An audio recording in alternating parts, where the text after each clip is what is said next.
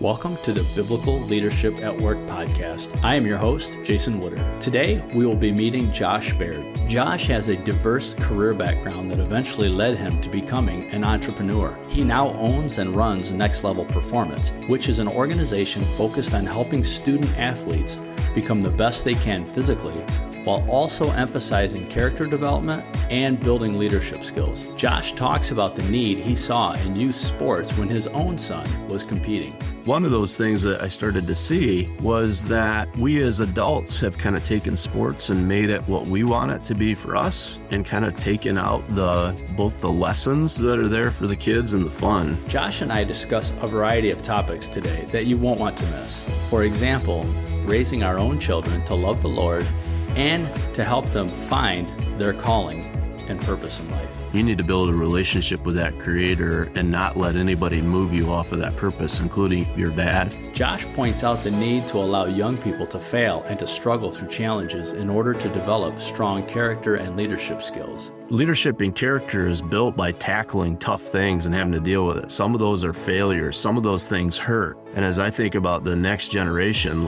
as a generation of parents, we try to protect our kids. There comes a point where you stop protecting and you start preparing. And I think that's the other big thing. We have to allow our kids to be challenged. We have to allow our kids to do hard things and be hurt by it. And that's hard to do, but we're not going to develop really strong leaders if they don't have those experiences. Josh and I also discuss the meaning of leadership and how Christians are called to love God and to love others. But I'm called to do one thing in life, and that's to love somebody. And so when I think about leadership and I think about my style, my first principle is, am I truly loving these people? And part of loving is serving. I think that kind of goes counterculture right now. Leadership, I think, has been twisted and turned into something that it's not. So join me now as we meet Josh Baird. Okay, so Josh Baird, thanks for joining me on the podcast today, brother. I look forward to getting to know you, man. Yeah, I'm glad to be here. So let's start off as we usually do. I start off with kind of walk us through your career background. I know you're an entrepreneur now, but you started at some point in your career working for somebody, and then we'll go from there. We'll talk about your family and then your faith in Christ. So kind of think about things in that order and let the audience get to know you, man. Okay, sounds good.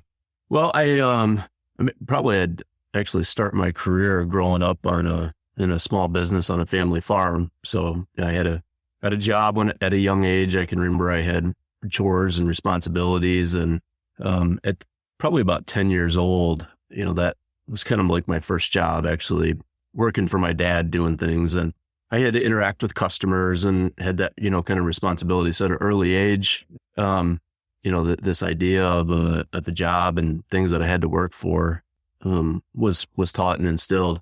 I went to Michigan State. From there, was a math major, and then my first job out of school was actually a steel mill in Detroit, Rouge Steel, and that's an old steel. That's an old steel mill, man. Part of the Ford Rouge plant from way back when, 100 years ago or so. It is. It's actually fascinating. I was just talking to somebody the other day. That place kind of got stuck in time a little bit. The furnaces were the original furnaces that Ford bought from Germany, way back in the day. There's all the history there of what happened to that, how that steel mill was kind of transformed during the war to support the war. And so it was really kind of a life lesson. I was 20 some years old. I found myself working in a very strong union environment. Most of the guys did not like me, as the snotty-nosed kid out of college, and now they had to report to me. But at the same time, it taught me a lot about people. It taught me a lot about building relationships. I had to go in there and I had to get stuff done. I really didn't have any authority, and I had to learn how to, build relationships and meet people where they were. I look back on it and, sometimes I have dreams that, I made the choice to go back there. So it's a nightmare. I wouldn't trade it for anything at the same time. But not ready to go back. Good experience, but yeah, ready to move on. Yeah. From there, I moved on to a company in Ohio named Owens, Illinois. I found myself working in a plant. I was a night supervisor. It was kind of the same type of responsibilities. And at that time, the business was working to become ISO certified. And take on some kind of like healthcare type things to, really stabilize that business and maybe a little bit of quote recession proof it. And that brought me in and out of Kalamazoo at the time. One of the customers was Upjohn, and coming in and out of Kalamazoo, I came to know this company called Stryker. So long story short, I ended up in Stryker, and I spent about 17 years of I say that I spent the majority of my working career at Stryker and learned a lot there, met a lot of amazing people. And then when my son started his freshman year of high school, I decided to make a jump into this world of entrepreneur and part of the Dome and Next Level Performance. And at the time, growing up, my grandpa always had this saying, don't get to the end of the ride and wish you'd tried something. I always thought I was going to my life plan was I was going to teach and coach. And I kind of walked you through the life, life throws a couple things, you end up on a different path, but I never lost this passion for kids. And so, that was a way for me to, kind of get back to what I thought my life plan was going to be and do something that was challenging. I actually joked it was going to be the easiest and the most fun thing I've ever done in my life. And I was half right. It's been a lot of fun. It has not been the easiest thing I've ever done. Yeah, being a business owner is not easy, especially starting it from the ground up like you did. Josh, a couple questions real quick. I'm always fascinated by entrepreneurs and really respect them. I come from a family. I have a grandfather. Well, he's passed away. He was an entrepreneur. My dad was a business owner. And now I have a son who's a business owner. So it kind of skipped me. And I have a lot of respect for people that are brave enough to go do that. Yeah. When you made the move from Stryker to start your own business, did you just stop working full time and then start it from the ground up, or did you kind of get it going while you were still working? Like, how did you mitigate the risk of that transition? Do you talk a little bit about that? Yeah, sure. So I'd started this while I was at Stryker. So I wouldn't say that it was a startup right from the beginning. We had some things in place, and Tim Hiller and I had I interviewed Tim. Started down this path together. On the other side of it, kind of like full transparency, I've always been a saver. So I'd saved money, kind of put aside. Yep. So, I guess you'd say I'd kind of de-risked it in that way. From that standpoint, my wife was in a position that she had a stable job. And then, the other part of it, and I come back and forth in and out of this, both in some good ways and some not so good ways. But at the same time, I felt like this is what God was wanting me to do in my life. And frankly, Jason, if I were to, just can be completely honest, there were a couple times I decided I wanted out. I didn't want to do this Dome thing. And I was like, man, I'm scared by it. And it worked in spite of me. And so I still look at it as, and I have my days. I'm sure I have my days. But there are a lot of days where I'm like, if this isn't what I'm supposed to be, then I guess it'll stop working. And, Amber, my wife, has said that to me a few times, like, it just keeps working, Josh. And it shouldn't, there are times it just shouldn't work. And so in some ways, not that risky, I guess.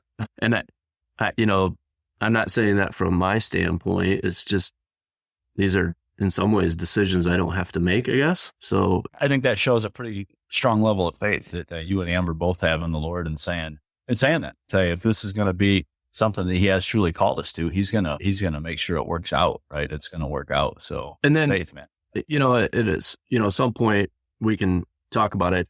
If it's probably the wrong order here right now, but remind me to talk to you about a conversation that I had with a guy named Scott, who was also one of our business partners, because I think that will shed some light on it too. No, that's good. And then just to give the audience a little bit of a perspective of what it is you're doing, can you just talk a little bit about the business model and what you're doing? I'm sure a lot of people are listening to this that know, but I'm sure there's many that do not know what the Dome is and New Level Sports. So part of the, there's these things that come out along in life, and some of them come through your kids. I always liked sports. I was not a great athlete myself. I was okay. I played a lot of sports. I did it, for the love of those. My first true love is the outdoors. I love hunting and fishing. This time of year, I have a hard time picking what I'm going to do on any given day because there's too many choices. But when my son Jacob came along, his love was sports. His love was football. And I quickly started to see that he'll hunt and he'll fish with me, but that wasn't his love and his passion. It was sports. So I I kind of started to try to figure out how that could be our thing together. And so I did everything sports related with him as he was growing up. And one of those things that I started to see was that we as adults have kind of taken sports and made it what we want it to be for us, and kind of taken out both the lessons that are there for the kids and the fun that, frankly, I think sports should be.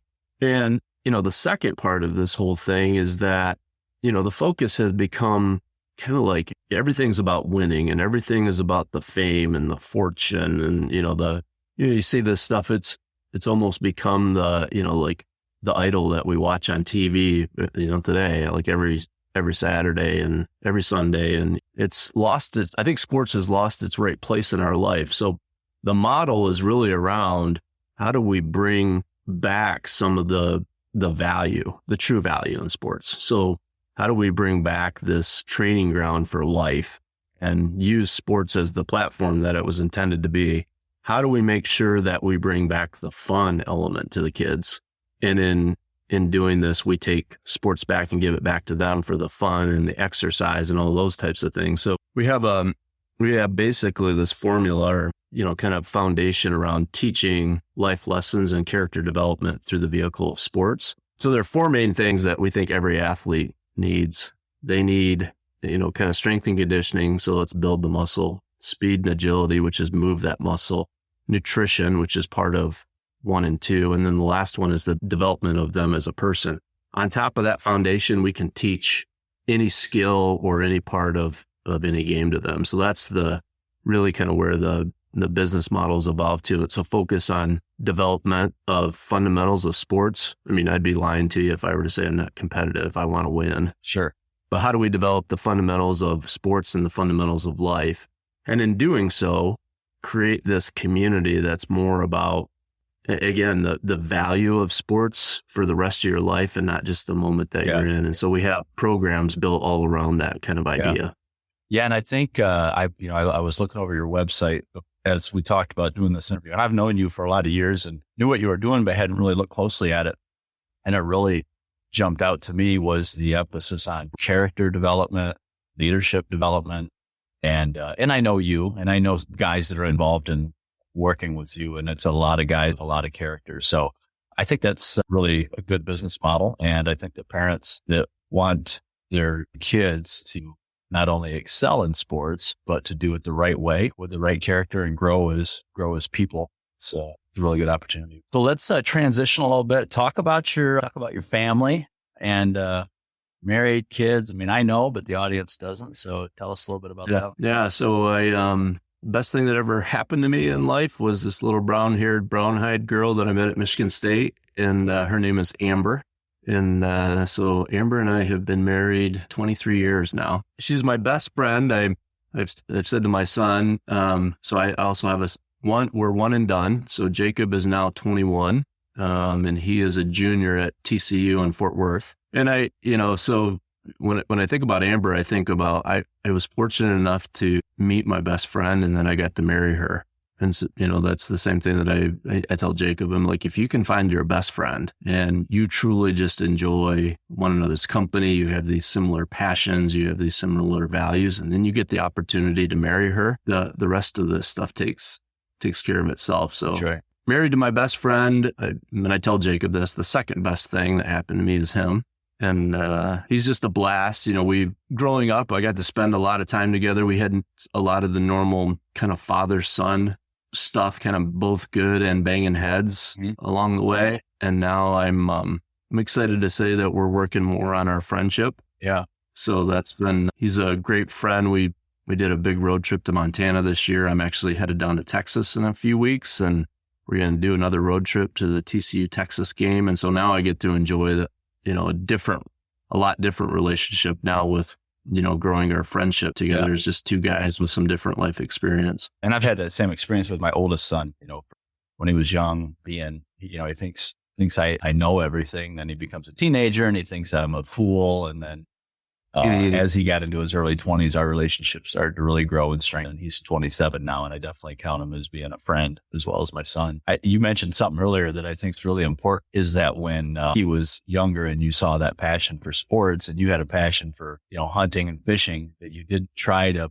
push him away from something that he was excited about and loved to do, but you got involved in that. And I think that's really important for parents with younger kids to do, really understand what they're passionate about and jump in with that, even if it's not something that you did. And we've raised 3 kids and we've tried to do that and understand what they love to do and help them experience different things. I had them all try different sports, and some of them it really clicked, some of them it didn't. And that's a key thing for parents, I think. I mean, if I had some redos in life, Jason, I know what those redos would be with him, kind of if you did the replay of some of this stuff. But now looking back at it, it's one of the things that I try to remind myself of and talk to people, like, we're all put here for a reason.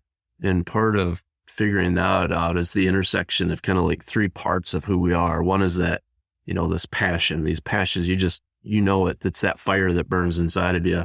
The second one is your strengths, these things that we're good at. And the third are these experiences. And where those 3 kind of circles, if you will, if I had a drawing board, I'd draw it up. Where that intersects, that's your purpose here on this earth. And I think it's important not to, I told Jacob, at the end of the day, God put you here for a reason. I have opinions and I have my thoughts of what I want you to do, but you need to build a relationship with that creator and not let anybody move you off of that purpose, including your dad. Yeah. Right. Yeah. So to your point, I think it is super important. So speaking of our purpose that God put us here for, Josh, what's your faith journey? How did you come to know the Lord? Were you raised in a Christian home? Did you find him as an adult child? Like, walk us through that. Yeah, I was raised in a Christian home from the time I can remember.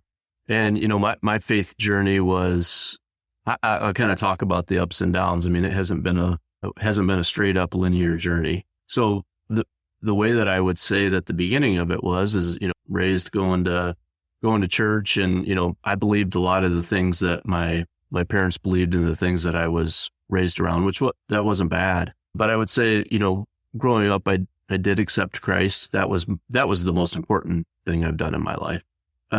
And then from there, I would say it became an evolution of starting to figure out what I believed for me, and not just taking it kind of verbatim from what I was told. So in college, quite honestly, I rejected it all. So the first couple of years of college was more me, I would say, turning my back on that stuff. And in a lot of ways, what I quickly started to realize is that it doesn't work. It's not good. I can very clearly remember waking up one morning going, "What are you doing? Like this wasn't what you were taught. This isn't how to live." Yeah. And at that point I decided, it's time for me to go back and figure this out. And I had some, all along the way, my mom and dad, I had a grandma that was really, she was solid as a rock. And so I had this encouragement, and I had, the candle didn't go out, if you will. Yep. And then I started to pursue, what is it that I truly believe? So I got involved in a church at Michigan State, and that was where the United Methodist Church, where Amber and I we kind of started going to church, and where we were married. And then from there, when we moved back to the Kalamazoo area, I kind of jumped forward. I'd grown up with a really strong friend and godly guy. His name is J.W. Harper. And as a young kid, I was taken to this program at Southside Bible Church, obviously, where you and I met. And it was called Awana. And, as I started to think about some of the things that I learned in Awana and some of the things that, frankly, I wanted for the family I didn't have yet, I called JW, and we were kind of searching for a church. And he said, "Why not come to Southside?" And I said, "Well, it's all the way over in Battle Creek, and we live in Kalamazoo." And he kind of joked. He's like, "The whole half an hour drive would be a horrible thing to do with your wife on a Sunday." And so if you know JW, he's got kind of this like sarcastic little bit. I do. Yeah, I know. I remember JW. Yeah. And Awana's a great program. That was, we've 15 years, I think we've been involved in that off and on. So it's an excellent program for discipling children and adults. Yeah. Yeah.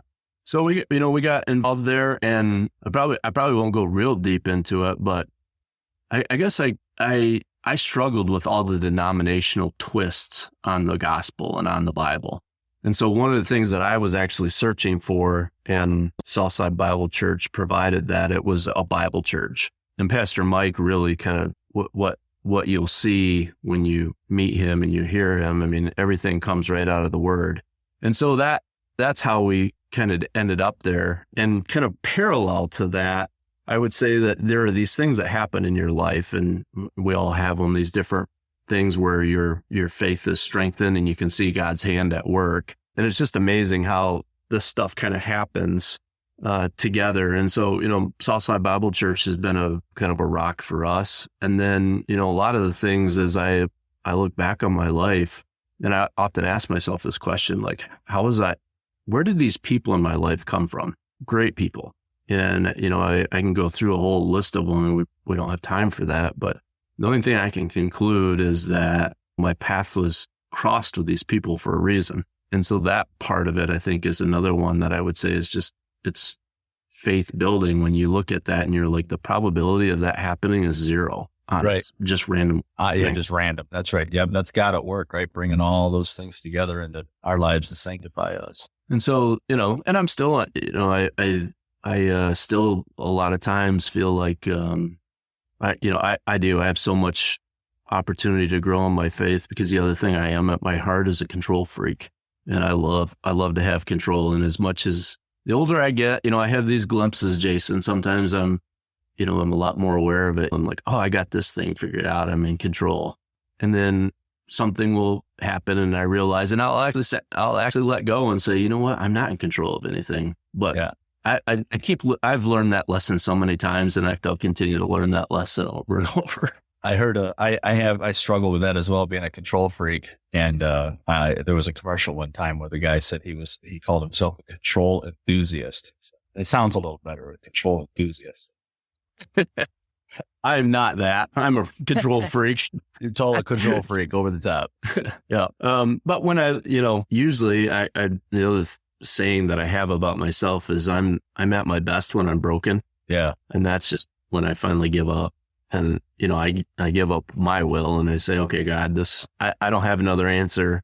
Yeah. You're in control. And and when I'm broken and when I surrender is when I'm at my best. I can tell you that in most of the podcasts I've done, that has come out, and the interviewees have talked about a specific time. And I just did one. It'd be our November 2022 podcast where that gentleman talks about that, a specific point in his life where God broke him, and was the point in which he really began to grow spiritually. And I'd say the same thing. My greatest spiritual growth through my life has always come from that brokenness of God has used, whether it's relationships, career, whatever, to really kind of grind me down and break me. And then from there, start to strengthen my faith. So it's tough times, but it's good. It's good for us spiritually to go through that. So Josh, you are a business leader. You are a business owner. You are working on leading and developing young people.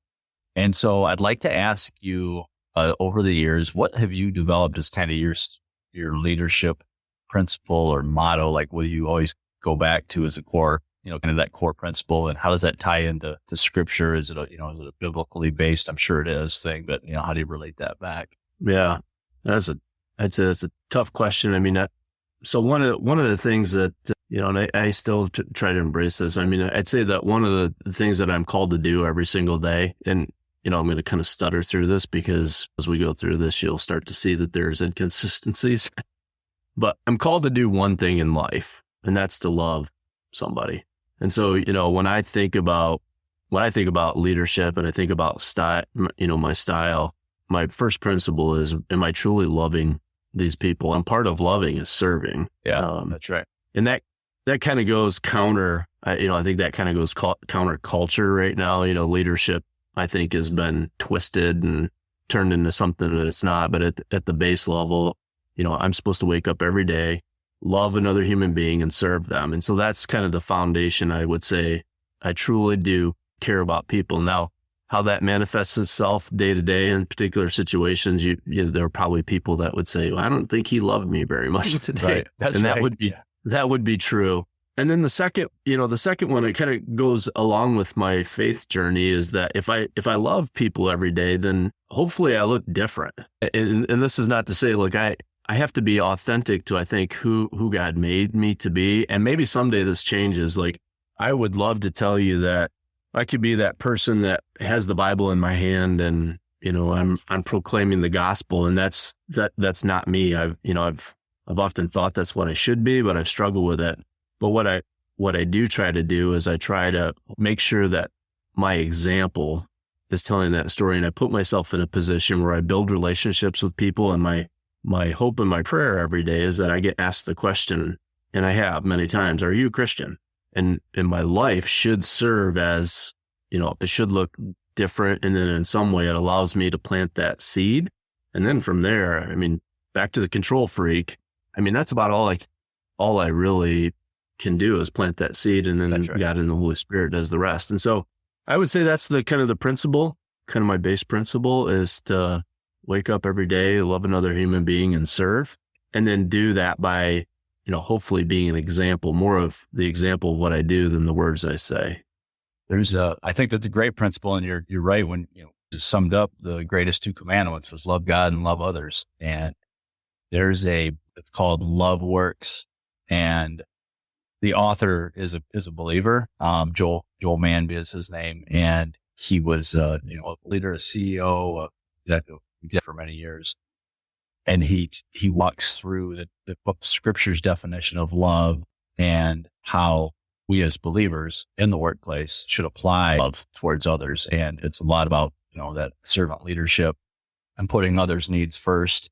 So definitely recommend that. I actually just saw him at a luncheon. He's a Battle Creek native. Doesn't live here anymore. Oh, really? He came to a luncheon about 3 weeks ago.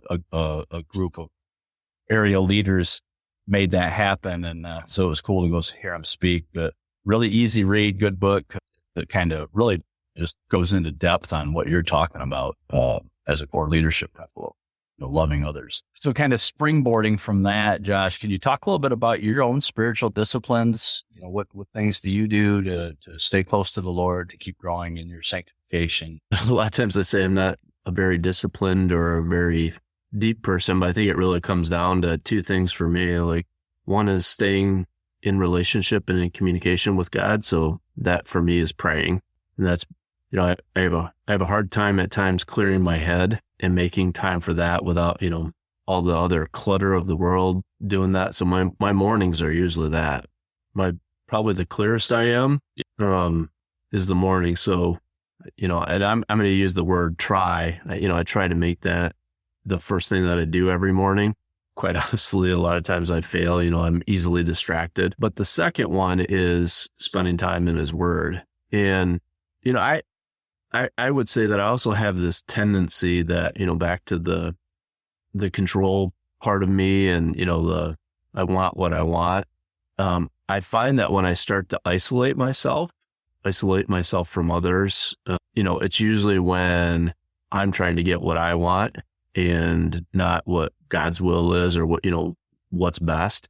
And so over time, I've started to realize that I've started to learn that about myself. And the third part of it is when I start to isolate, then I have, and I call them my brothers, but I have a sister, but I don't have any brothers, but I have people like JW. And then it's reaching out to those people and, in a lot of ways being vulnerable and saying, I feel myself going down this path again. And there really is something about surrounding yourself by people that can bring you back, and focus back on the very basics, things like praying and being in your Bible. The last couple months, I, found myself off track. And so I've been spending my mornings now with a guy on YouTube that does a daily devotion on the Proverbs. So today is 10:22. So today I would spend time in Proverbs 22. And, it's also what I put into my mind. It's easy for me to throw on some music and get to work, but I can get to work and throw on, one of these and I'm filling my mind with something good of God versus something, depending on what my music is, it may not be something. So those are probably the three disciplines: the praying, making sure that I'm in the Word, and then I'm reaching out to my brothers when I'm struggling. Well, I think those are, being in the Word and praying, those are fundamental always for us to make sure that those disciplines are happening. And I'm with you as far as morning time. Not everybody does, but that's for me, that quiet time and with him, and nothing's started in your day and nothing else is in your mind yet. Certainly, again, I've had several guys I've interviewed that talk about mentoring and being mentored and having those guys in your life that you reach out to, be real open with and can ask you tough questions. You and I both know a guy named Jason Allen, and I interviewed him several podcasts ago, and he talked a lot about that, really having those tough conversations with each other and being open to that, sharpening them. So super important, very impactful, I think. Recommend anybody have. One time I was part of a program, it was a mentoring program, and they had a simple saying. It was mentors, be one, get one. So, yeah, we should be mentoring others and also having someone mentoring us.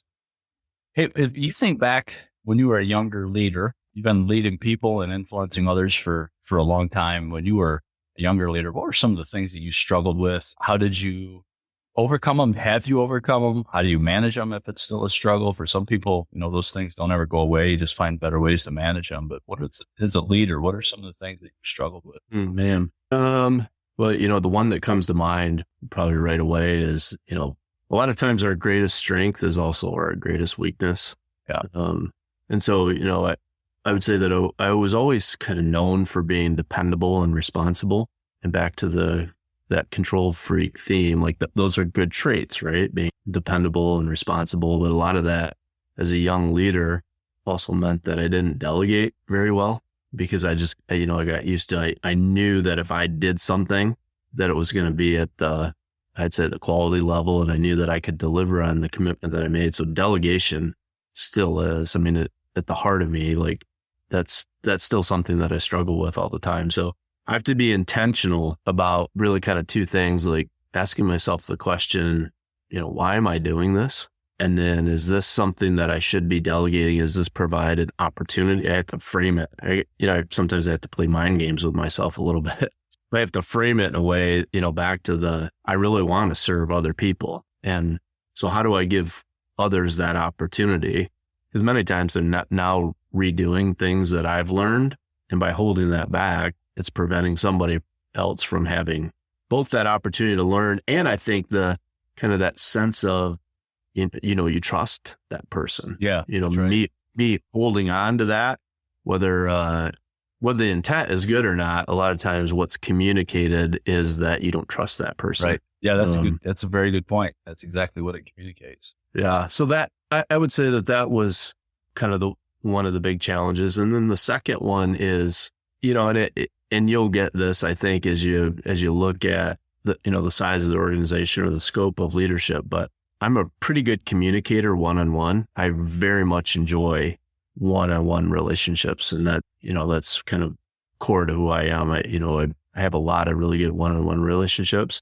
I'm not a very good communicator, broadly speaking. And as you find yourself in roles where you have to communicate more broadly and, to a larger group of people, and you may not enjoy those one-on-one relationships or have the benefit, what you say as a leader matters.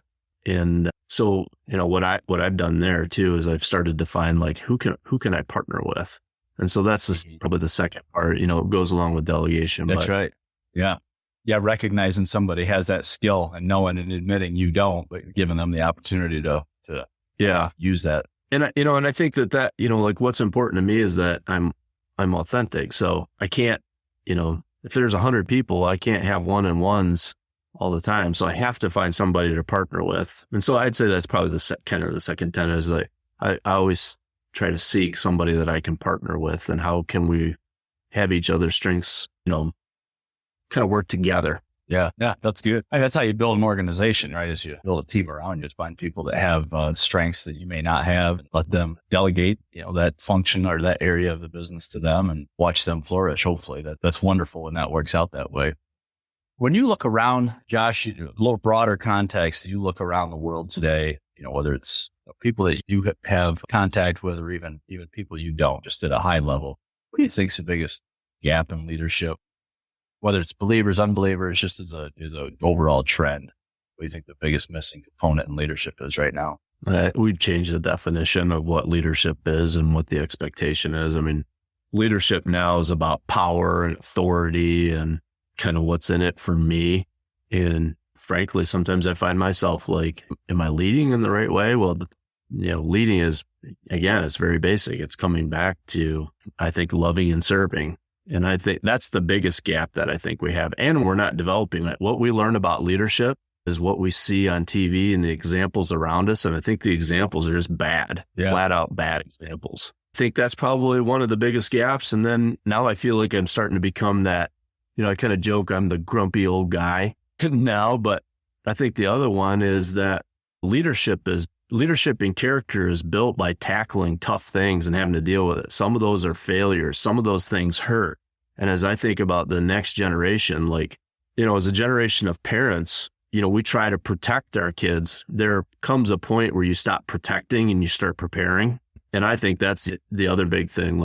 We have to allow our kids to be challenged. We have to allow our kids to do hard things and be hurt by it. And I mean, that's hard to do, but we're not going to develop really strong leaders if they don't have those experiences. Frankly, I don't make any apologies about it now. I mean, we've allowed this softness to come in, and they don't have these experiences because they haven't suffered some of these disappointments and things. We cover over them and we try to avoid them feeling the pain of that kind of stuff. And I just don't think that doing that is going to result in strong leaders.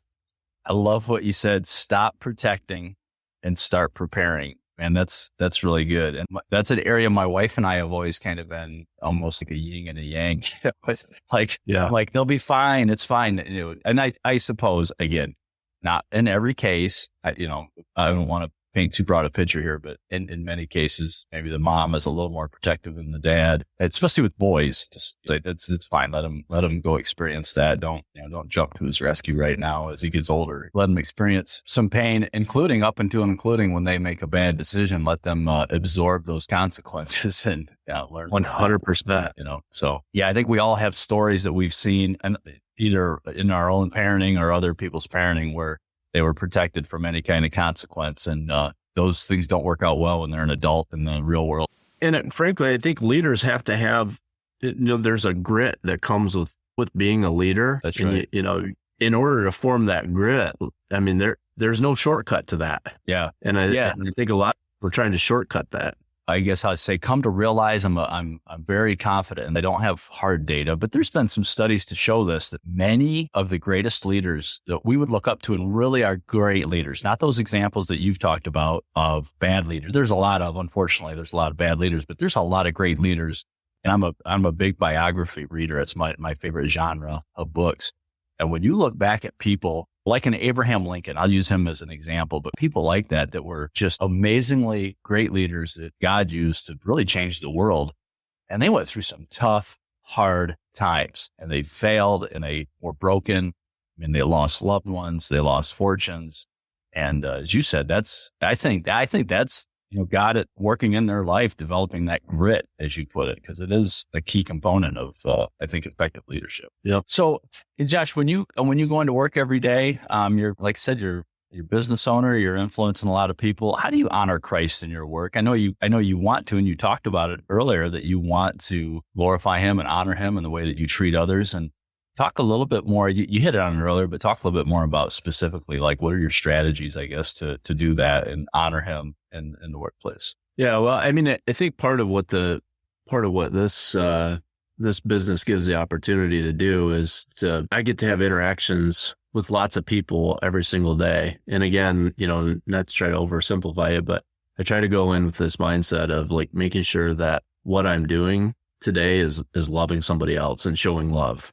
And then when the opportunity arises, talking about what's the origination of that and what's the why behind that love. The other one that, kind of comes to mind is we have a group of guys right now that we're getting together as a Bible study that work for us at the Dome. It's an invitation. It's not certainly a requirement or anything, but an invitation, and kind of strengthen us as, as a group, and find a way to make time for that every week. within the business. So that's one of the things. And I'd say, I don't know, the last thing, I keep coming back to the example, and I struggled a lot, frankly, during the whole COVID situation. And this was probably one that I would say is a place where I probably failed and did okay at the same time. But I don't like to be told what to do. I have a huge problem with authority.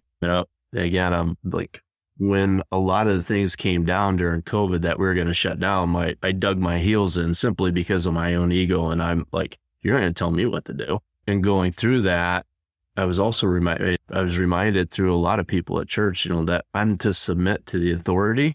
As long as I'm not breaking God's principles, I'm to submit to the authority that He put in place. That one was kind of really a test of, how do I make sure that I don't, because I have this part of me. How do I make sure that I don't give up my witness and making it all about me? And like, I'm not going to be told what to do, but rather like, how do I submit to the authority and find ways to continue to honor God? Like actually submitting to the authority that's in place is one of the ways. Yeah. I think. It's fun. It's scriptural. Yeah. We've talked a lot about that. I know that I served with at church over the last several years. It's clear. Paul wrote it in Romans, and he wrote it in the time that he was under the authority of a horrible regime, and much worse than anything we've ever experienced. And it's hard. Totally. It is hard. And it's a hard thing for us to submit to and pray for those that are in authority that we really don't like sometimes, a lot of times. And then, the other thing that I really believe, and it's uncomfortable at times, but it doesn't take long. It doesn't take long, and it doesn't take much to look around a group of people and you can see somebody that's struggling. And, like I'm an extroverted introvert. So there are times where, this idea, or the action of going up and just saying hi to somebody, just smiling, how you doing today? And I would tell you that I'd like to say that I do better than that, but every day, every week, I usually try to, make a point of like, if I can see somebody that needs a friend or somebody to just say hi to them, how are they doing? No matter how busy I am, because I can tend to, make excuses for it. Like I'm too busy, or I got to go on to this next thing, or I said I was going to be here. When that path crosses my path, I usually try to be open to, is that path being crossed for a reason? And can I take that 2 minutes and say, how you doing today? My name is Josh. Good to see you. Whatever the case is. To me, it sounds very basic and very simple. Sometimes I struggle with it, but that's another way I think I honor Christ and God. Yeah, just taking the time to recognize somebody else. I think it was John Maxwell. He's one of my favorite leadership authors, and he wrote in one of his books this idea of walking through the crowd slowly, and just the idea of being when you're out and about as a leader and taking the time to do that. Because I'm the same way. I'm on a mission, and I'm going to buzz through my the shop and go accomplish whatever I'm trying to accomplish. And, maybe give a head nod to somebody, but I got to stop and think about, man, do squat and spend 10 minutes talking to some important. Hey, Josh, another pivot to a different topic here. Who are your favorite leadership authors? What books have you read or that you follow, or podcasts? Like, who are the ones that you, and then it can, sometimes it's a Christian author. There's some that are secular that are really good as far as just leadership topics. I'll admit I'm not a good reader. I like books with pictures. I'm pretty good at that. There are a few that kind of come to mind. So I've really enjoyed a lot of the Dave Ramsey stuff. And, there's a practical piece in that, but I also kind of fundamentally like how he looks at the world. So Dave Ramsey is somebody that I follow, and I kind of, he's got a lot of things, most people know him for the stuff that he does financially, but he started this, I don't know how long it is. I picked up on it in the last year, this podcast that focuses on leadership and entrepreneurial companies. And that's been kind of really helpful for me. I mean, most of my working career was all in kind of a corporate setting, and the entrepreneurial setting is, very, very different. I liked all the stuff that Marcus Buckingham wrote, some of those very basics of, back to this idea that we all have strengths and we have these weaknesses. And I just keep coming back to, as a leader, I think part of what our role is to help people discover these things that they're great at and put them in positions where they get to go do what they're great at. So yeah, I think there's a lot to be said for those. There's different personality profile tools. Marcus Buckingham wrote Finder 2.0. You can go online and get that.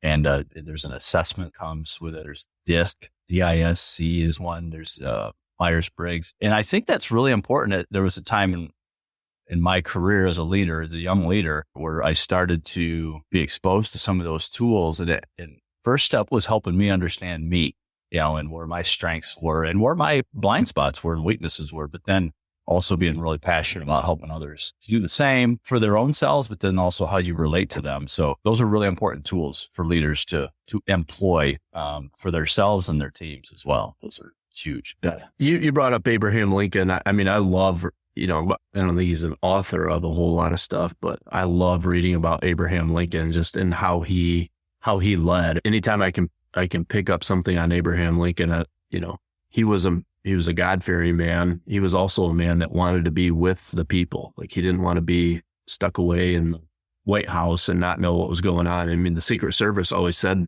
one of their challenges was going to be protecting him because he wanted to be in with people. And then probably the last one here, Jason, is John Eldridge and the Wild at Heart. That's probably maybe one of my favorite books too. And I think there's a strong leadership theme throughout that whole thing, but just understanding who we were meant to be as men. Appreciate that. It's always good to share who you've read and who's impacted you. Those are all really good examples. Several of those I don't think have been brought up before, so I appreciate that. What if you were sitting down with a young leader? Let's say your son graduates from college and gets an opportunity to move into a leadership position. It's like, hey, Dad, what advice do you have? What would you say to a young leader? What are some tips and advice that you would give? I think it starts with the relationships. Get to know your people.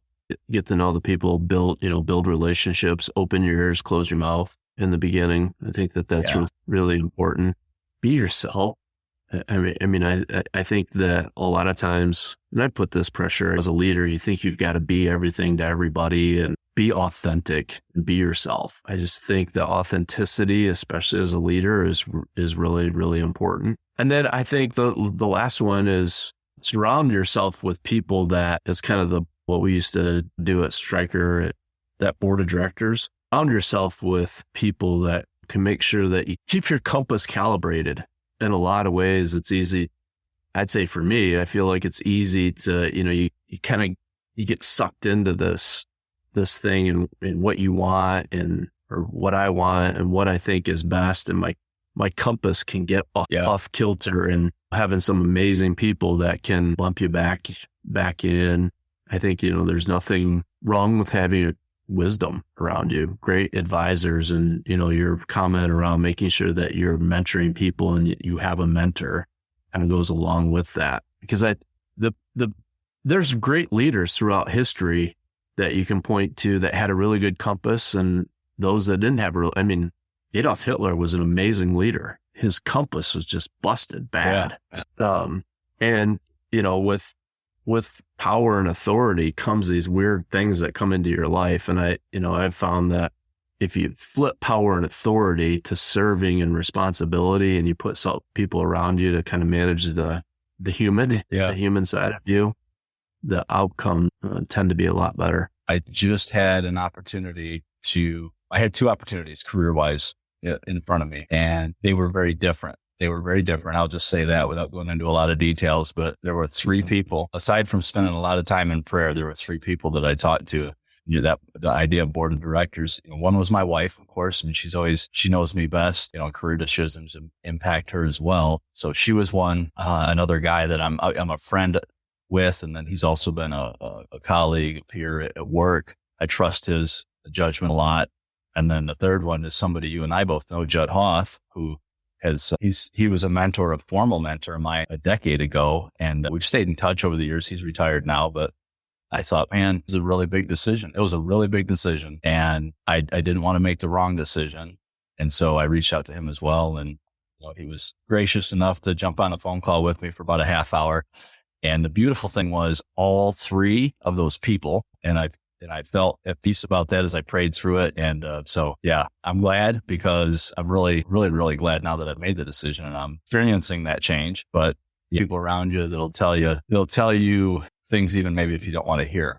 Like you said, they'll keep your compass straight. Judd is my business partner, and I was just saying yesterday how fortunate and blessed I am to have Judd in my life. And he's one of those people that always know that when I go to him, like he cares about the greater good, and there's great discernment and wisdom in that guy, So while I don't think he's written a book that, He should. he should. That's one of the books. And then the other one you had mentioned is when you have these big decisions, you talk to people and you bring it in prayer. And, I told you to kind of remind me about Scott with the decision on the dome. He's another one of these people that always hits me with a lot of times the things that I'm not always thinking about spiritually. And so when I was kind of contemplating, making this jump and buying the dome, he asked me, he said, let's say that you put everything that you've ever earned and you've got into this business and it all crashes and burns, but one person is saved because of it. Will it have been worth it? And I knew what the right answer was. Right. It kind of back to the kind of the calibration of a compass, but being challenged that way. And then you brought it up, and then taking these challenges and taking those to God in prayer. Yeah, absolutely. Put that together. And in that way, I don't think you can go wrong. Yeah. So last question for you, Josh, when you're done as a workplace leader, and at some point, I think you still got quite a few years ahead of you, but think about once you're done with full-time professional work, what do you hope people have remembered about you? How do you hope you'll impact others that you worked with, served, and led? So when people ask me, well, what do you want to do at the Dome when you retire? Well, one, I don't ever want to retire. At the Dome, what I want to do is I want to be the guy that's mowing the grass and nobody knew that I ever existed. But what I want people to know is the reason why this started in the first place. And part of this was I've been blessed with so much, and I hope to just be able to share that with other people. Blessed with the things that the people in my life, the things that I've been taught, the grace of God, and the fact that a lot of people along the way love this guy in spite of him. Mm-hmm. And I hope that other people feel that they've been loved no matter what the case has been in their life. And whether they know who I am or what, I don't really care about that. I just want people to know that when they walk through, I think about that campus, when they walk through that campus, they know that there's somebody that loves them. And that's what matters. I just want people to know that they matter and that they're loved and they're here for a reason. That's a legacy, right? That's a legacy you want to leave with that business. So as we get ready to wrap up here, Josh, one last thing. How can people get in touch with you? What's your guys' website? Are you LinkedIn, social media, email? Like, I'm a dinosaur, so throw a note in a bottle and throw it in a river and maybe it'll show up. I don't know. Probably the best way to reach me is, you can send me an email, josh.baird@domesportscenter.com. And then I love to hear people. Like, I'm not very good at texting. You won't find me on social media anywhere, but give me a call, 269-491-9298. There you go. I may not pick up the phone right away, but I'm pretty good at calling people back or seeing that I have a missed call and just saying, hey, I saw I had a missed call. Give me a ring. That's who I am. So, and the business's website is what? It's www.domesportscenter, all one big long word.com. Yeah. And I really recommend people check it out. It's a really high quality website. First of all, I think you guys, whoever did a nice job, but it tells a lot about what you guys are trying to do. So, and if you're in West Michigan and have kids in sports, grandkids in sports, I highly recommend checking it out. Definitely should give it serious consideration, in my opinion. I'm not a paid sponsor, but I really think it's a good thing for people who are in that, kind of phase of life with kids or grandkids in sports to consider. So, we have something for everybody there too. And today is the kind of the last day of the Miracle Field too. A quick, what the Miracle Field is about. It's a field that has a special surface and all the amenities so that kids with disabilities can play baseball. And our future as we look to this is we tend to look at the physical attributes in sports, but man, there's so much more to athletes. And so we're working for every program we have a mirrored program that has an adaptive component so that no matter what your ability is, there's something for you at the Dome. That's a great point. I know that's something Judd was really passionate about over the last several years, helping develop that. So yeah. What town or city would it be under? We're just north of Schoolcraft on 131. Just north of Schoolcraft and just south of the 131 I-94 interchange by about 4 miles. So really easy to get into, right on 131. Well, Brother, I really appreciate your time today. I have a lot of respect for you. I think you've been real transparent. And like, I think anyone that is a believer that's transparent.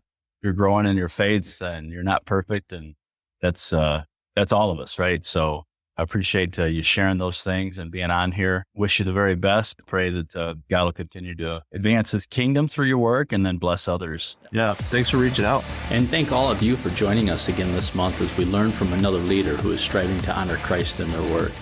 Hey, be sure to follow and review the podcast. That'll help others to find us. I pray that all of you will have a joyful Christmas holiday as we celebrate the birth of our Savior, Jesus Christ.